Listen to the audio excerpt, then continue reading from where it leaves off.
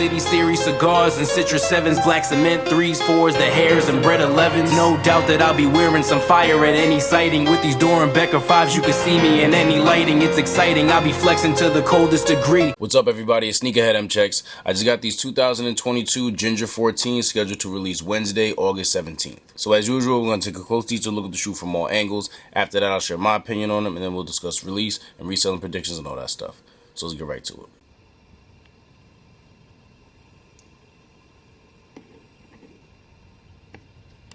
So I got a leather toe box. I always thought that it was odd that they did the leather toe box for these, but a lot of the other original 14s that had like suede or nubuck uppers, you know, just had like a suede or nubuck toe box. So I always wonder why they just did it with these, but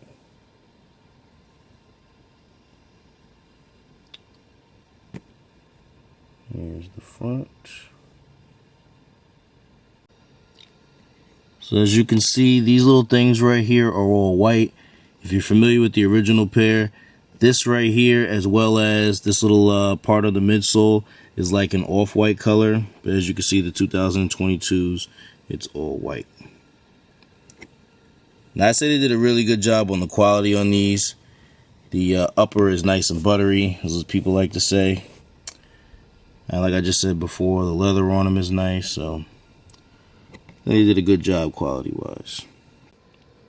Only thing about these is they will be pretty tough to match. That's no surprise though, because this just isn't really a common color. It's like yellowish, it's ginger, but it's kind of yellow, doesn't really go with yellow. It really reminds me of the Tokyo 5, like the way the color goes. It's not exact. See, the Tokyos are a little lighter, a little bit more yellow, but they have that like hard to match kind of thing going on there. But yeah, this is the other side.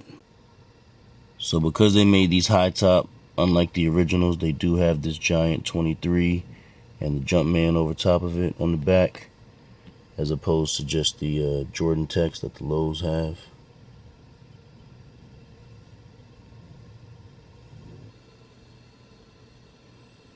Here are the soles.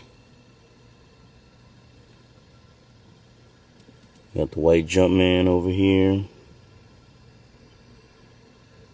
And this little 14 Roman numerals circle thing is ginger.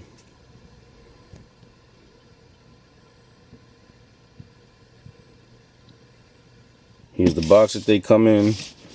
Has a Jumpman logo on the top in the ginger color, and has that like indented circle around it like a lot of 14s boxes have. Here on the inside, there's the black paper, white paper as well, and here's the box label.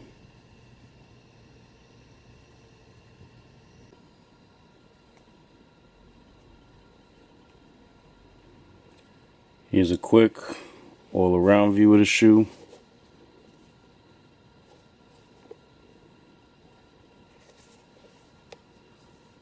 Alright, now let's talk about them. As I mentioned earlier, these are a re-release of the original Ginger 14s from 1999. Unfortunately, I don't have the shoe to compare them here in person, but I still wanted to point out all the differences between those and the 2022 pair. So the main thing is the 1999 pair is a low top pair, and these are high top. So like I mentioned earlier, because these are high top 14s, they have the big 23 on the back and the Jumpman over it. Low 14s just have the text right here that says Jordan. Another difference I noticed was on the tongue. So the original Gingers have like a see-through transparent ginger tongue. These have the black covering on it, and then it has the ginger text. I mean, y'all see the difference. But like I mentioned earlier, this part right here, as well as these little areas right here on the original pair, had like a off-white kind of color to them, whereas on here it's just pure white. Now I'm not sure if the originals were made that way with the off-white on them, or if they all look like that because of age. But like I've never seen a pair of 1999 Gingers with with this part being like completely white like this. They may have, but like just keep in mind that shoe released in 1999. I was 5 years old, so I really don't remember. By the time I even started paying attention to sneakers like that, they were already a few years old. So I don't know if that's the reason why I don't have any memories of them being pure white like this, but it's either that or the originals were made with that like off-white color. Personally, I'm not really feeling these. I never liked the originals either. I always felt the same way about those. So I'm good on these. I'll definitely be passing. However, this is a very necessary retro. Like I said before, the originals dropped in 1999, so they took 23 years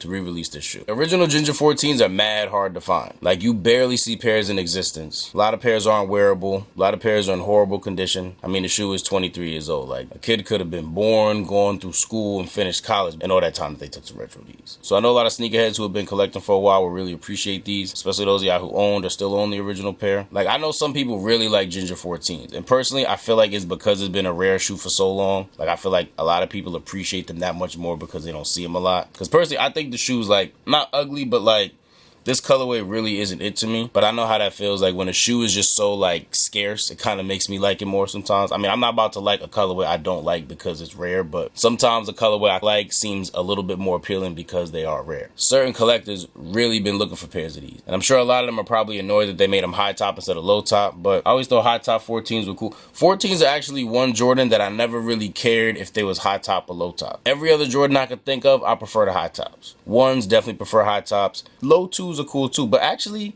like, I feel like I slightly prefer the high top twos. Like, low twos are cool, but I still like the high twos better, I think. Fives definitely like high tops better. Sixes for sure. Sevens for sure.